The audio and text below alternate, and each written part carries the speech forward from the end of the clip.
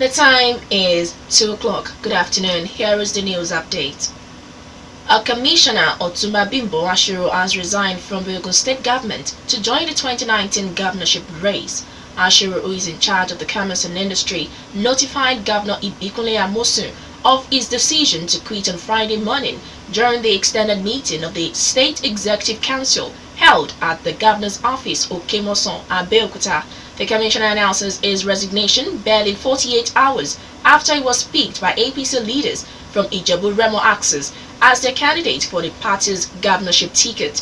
His decision to pick the Ijebu Remo axis APC ticket has put him at loggerheads against Governor Amosun, who had repeatedly said that APC 2019 governorship ticket will go to the Yewo axis of the state.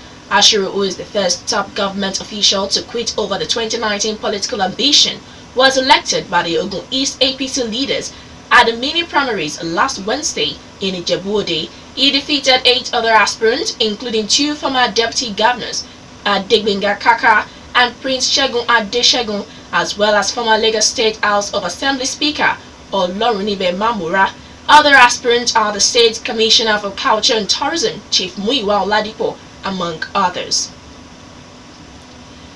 Senior non-academic staff of Nigeria's public universities have asked the presidency to address the increasing proliferation of universities in the country. Top leaders of the Senior Staff Association of Nigerian Universities, SANU, raised the issue in a communique at the end of the meeting of the association's National Executive Council in Abuja.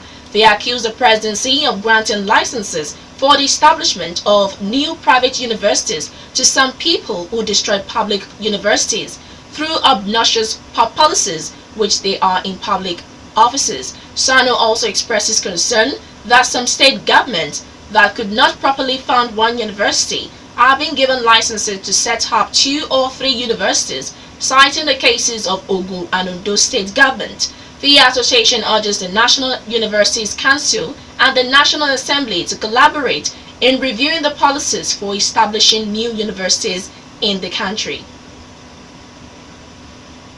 APC leader Asiwaju Bola Tinubu has asked President Muhammadu Buhari to do more to reduce the level of abject poverty and corruption in Nigeria. Tinubu commends Buhari's administration for laying the foundation for a better Nigeria in the past 2 years, but says several Nigerians are still battling to survive. Several Nigerians, according to Tinubu, could not properly feed or clothe their children.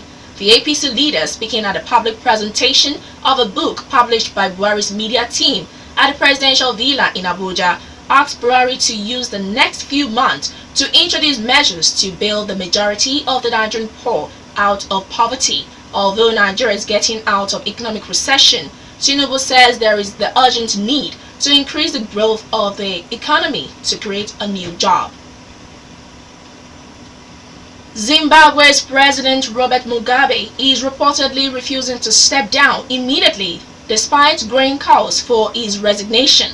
The 93-year-old was put under house arrest during a military takeover on Wednesday amid a power struggle over who would succeed him.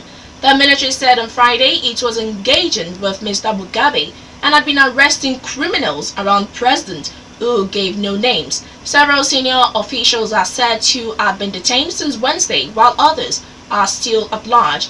In a televised statement, the military said it would advise the nation on the outcome of talks with Mr. Mugabe as soon as possible. A judge in Paraguay has authorized the extradition to the U.S. of Nicolas Leoz, the former president of CONMEBOL, South America's Football Confederation. Mr. Leoz is one of the main suspects in a huge bribery and money laundering scandal being investigated by the U.S. Justice Department. The former FIFA executive has been under house arrest in the Paraguayan capital, Asunción. The U.S. investigation into corruption at the World Football Governing Body, FIFA, was first reviewed in May 2015. FIFA are also investigating Mr. Leoz's alleged involvement in Qatar's successful bid to host the 2022 World Cup. Where's the news update? I am Ololade Sonyalu. Thank you for listening. Good afternoon.